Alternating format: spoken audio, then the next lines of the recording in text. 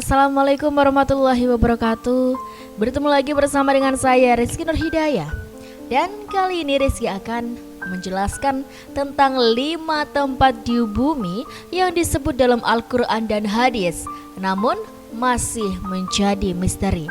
Bagaimanakah kisah selengkapnya? Yuk dukung channel Rizky Nur Hidayah dengan cara klik like, komen, subscribe, dan nyalakan lonceng notifikasinya ya. Baiklah, tanpa perlu berlama-lama lagi, marilah kita langsung saja masuk ke ceritanya.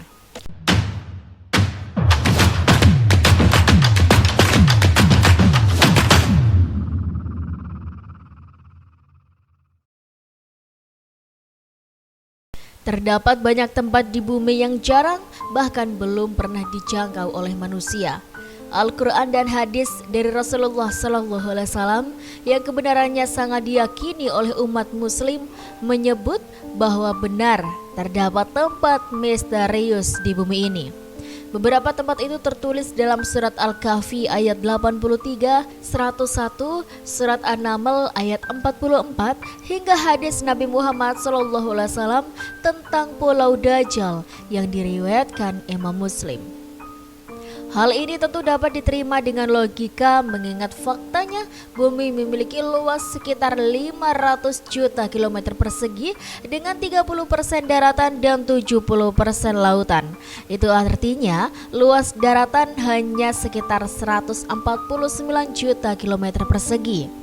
Dari semua itu, berdasarkan analisis dengan menggunakan satelit dari data yang diberikan FAO Global Land Cover Share Database, jumlah daratan yang telah dimanipulasi manusia hanya sekitar 900.000 km persegi.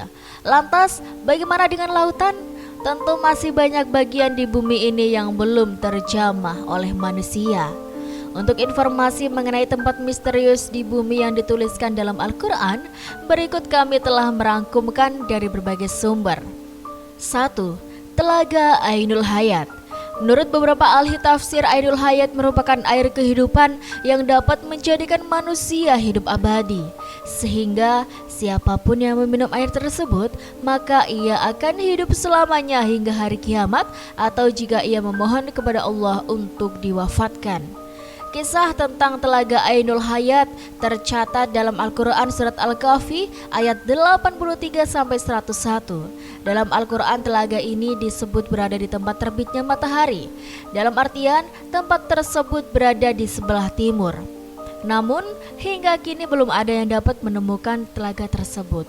Dikisahkan dari Nabi Khidir alaihissalam dan Raja Zulkarnain sempat mencari tempat tersebut selama 12 tahun.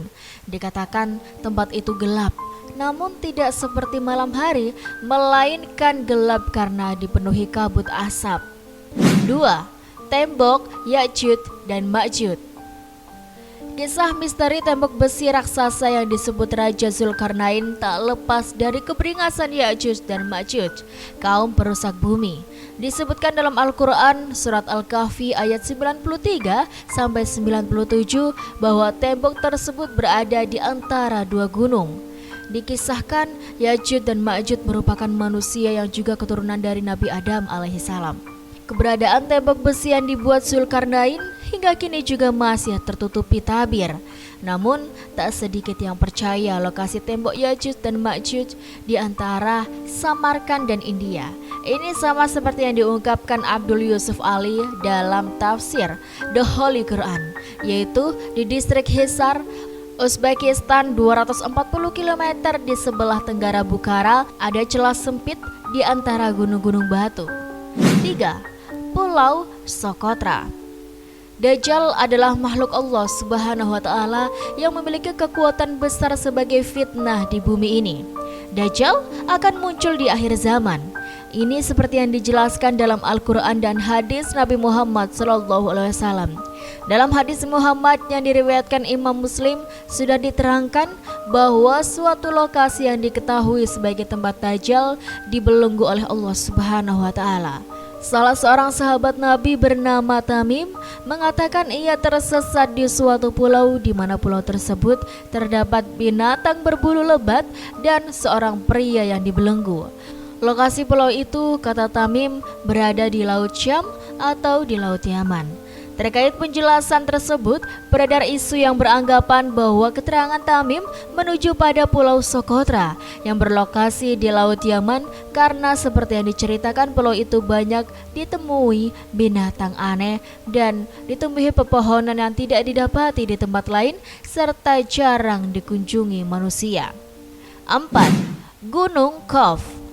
Diceritakan ketika Nabi Muhammad SAW pulang dari perjalanan Isra Mi'raj, beliau melihat Gunung Qaf yang mana tampak pemandangan sangat indah, sehingga membuat Nabi Muhammad terpesona dengan keindahan tersebut. Akhirnya Nabi mengajak malaikat Jibril untuk mengunjungi tempat-tempat tersebut. Di dalam Al-Quran sendiri, Gunung Qaf diabadikan dalam sebuah surat Qaf, tapi sampai saat ini tidak ada orang yang mengetahuinya. Ada yang mengatakan di antara Yordania dan Arab Saudi, namun ada juga yang mengatakan letaknya ada di daerah Yaman. Selain itu, ada yang menyebut Gunung Qaf berada di sebuah daerah sebelum Persia, dekat tembok Yajuj dan Majuj. 5. Kerajaan Sulaiman. Nabi Sulaiman alaihissalam memiliki kerajaan yang sangat besar dan megah. Harta yang melimpah ruah membuatnya dinobatkan sebagai manusia paling kaya yang pernah ada di bumi. Kerajaan Nabi Sulaiman alaihissalam dibangun dengan menerapkan ilmu teknologi maju pada masanya.